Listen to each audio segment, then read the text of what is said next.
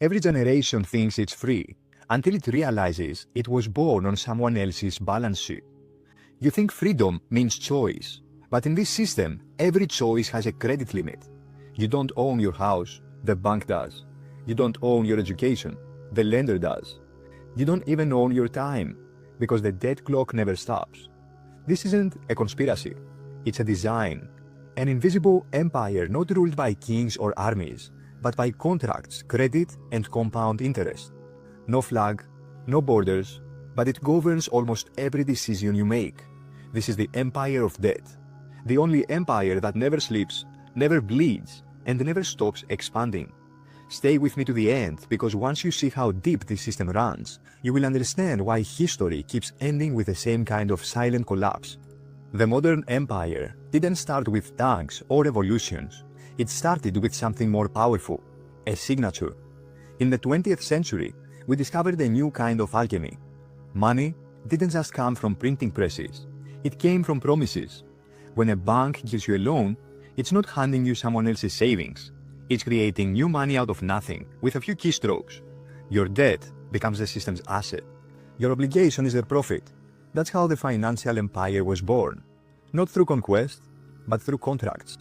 After World War II, devastated nations needed to rebuild. Cities, factories, lives. The answer? Credit. Mortgages, car loans, student loans, credit cards. New ways to pull the future into the present. For a while, it looked like magic. Families bought homes they never could have afforded in cash. Corporations expanded. Governments spent without restraint. Debt became the oxygen of prosperity. But, like oxygen, too much becomes poison. The real turning point came in the 1980s. Money stopped being about what you earned and became about what you could leverage. Reagan in the US, Thatcher in the UK, they sold it as a revolution, deregulation, free markets, economic freedom. What we actually got was unleashed leverage. Banks were set loose. Credit was no longer a tool, it became a drug. Corporations realized they didn't need to innovate to grow. They could just borrow billions, issue bonds, buy back their own stock, inflate share prices without creating real value. The system started rewarding short-term financial tricks and punishing patience and real productivity. Money stopped representing work and started multiplying itself on paper. By the 1990s, debt was no longer a warning sign. It was the background noise of life. Governments learned they could run deficits endlessly. Corporations learned they could load up on debt and still call it growth. People learned to measure success by how much a bank would lend them. Student loans replaced opportunity. Mortgages replaced ownership. Credit scores replaced character. The empire didn't conquer you with force. It seduced you. It made you believe that unlimited access to credit was freedom, but real freedom ends where interest payments begin. Then came the derivative age in the early 2000s. Debt wasn't just borrowed anymore. It was packaged, sliced, and sold. Wall Street figured out how to turn IOUs into products. Mortgage-backed securities, collateralized debt obligations, CDOs, credit default swaps. A global casino beat on promises, and for a while, everyone looked like they were winning. Until 2008, the global financial heart attack. That should have been the end of the system. Instead, it became its rebirth. Governments bailed out the gamblers. Central banks printed money to rescue the reckless. Citizens were told to tighten their belts. Losses were socialized. Profits stayed private. That was the moment the empire of debt stopped pretending to serve you and started openly feeding on you. After 2008, economists called it the era of low interest rates. What it really was, the era of no consequences. Debt became almost free. Money became infinite. Corporations borrowed trillions to buy back their own stock. Governments borrowed to fund promises they could never afford. Consumers borrowed just to stay afloat as real wages stagnated. It felt like stability. In reality, it was a tower of credit cards. Every paycheck, every public policy, every boom was just another layer of IOUs. The more comfortable it felt, the more fragile it became. Then came 2020, a pandemic, supply chains frozen, economies shut down. To keep the illusion alive, governments printed more money in months than they had in decades. Stimulus, relief, support. Different word for the same thing. More debt. Stock market soared. Asset prices exploded. But ordinary people got poorer. Because when real production stopped, we saw the truth. A huge part of the economy was just numbers on screens. Debt pretending to be wealth. And the empire's answer was predictable. Don't fix the system, just inject more credit. Now the empire is evolving again. From paper and plastic to code. Central banks around the world are building central bank digital currencies, CBDCs. On paper, efficient, modern, secure. In reality, programmable control. When money becomes software, every transaction is traceable. Every limit is adjustable. Every access point can be switched on or off. Your wallet isn't just a balance, it becomes a remote control. If your money is programmable, your behavior is programmable. And whoever controls the code controls the empire. For all its complexity, this empire rests on one ancient pillar: trust. Trust that your salary tomorrow will still buy what it buys today. Trust that your savings won't be inflated away. Trust that someone will always buy the next trillion in government debt.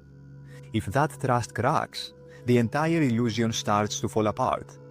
We saw the first crack in 2022, when inflation surged worldwide.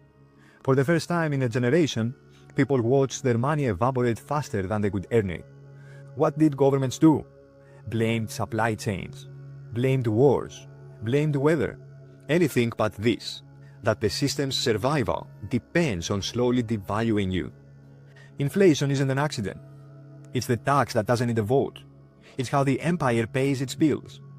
By quietly draining value from workers, savers, and retirees. And when inflation gets unbearable, the solution they offer is always the same: more debt. We are now in a feedback loop. Print money to solve problems created by printing money. From here, the empire has three paths and none are painless. Number 1, controlled decline.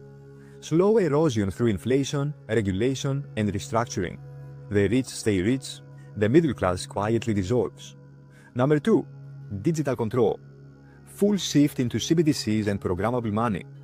The system resets with new rules, constant tracking, and no privacy. You get less freedom, sold as more safety and stability. Number 3, revolt through reality. People exit the illusion and move into tangible value. Gold, Bitcoin, commodities, productive assets, decentralized systems. The system doesn't collapse peacefully. It reshuffles who holds real power. All three paths end the same way: a reset of power. Because when debt grows too big to pay, the empire doesn't go bankrupt, it changes rules. When that reset comes, one thing always happens: wealth moves. From people who trusted the system to people who understood it. From paper wealth to real assets. From promises to production. From borrowers to builders. We were raised to see debt as normal.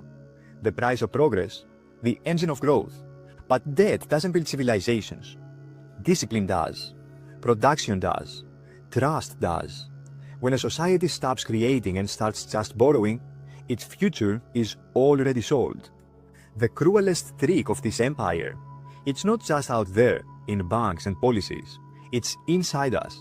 Our ambitions, our education, our consumption, all financed by promises that can't be kept. The system doesn't need chains. We volunteered, we traded. Ownership for convenience, patience for speed, reality for credit. And now, the bill is coming due.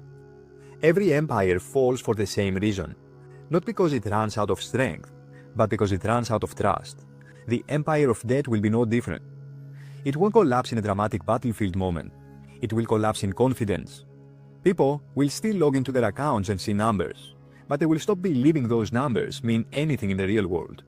That's the moment every monetary system fears, when belief dies before the currency does. Inside that chaos, something rare appears: clarity.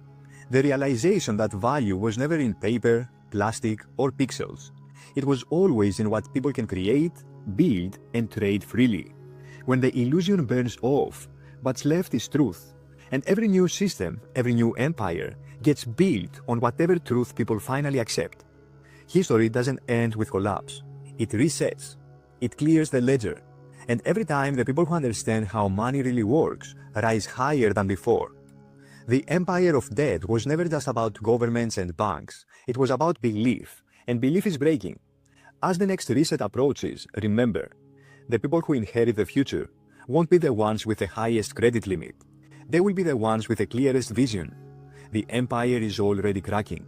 The only real question left is, will you be the one paying the interest or the one writing the new rules? Because the answers aren't hidden in the future. They are written in the past. If you want to understand what's coming next and how to position yourself on the right side of this reset, subscribe. History has already shown us a script. I am just here to show you where to look before the empire changes the rules again.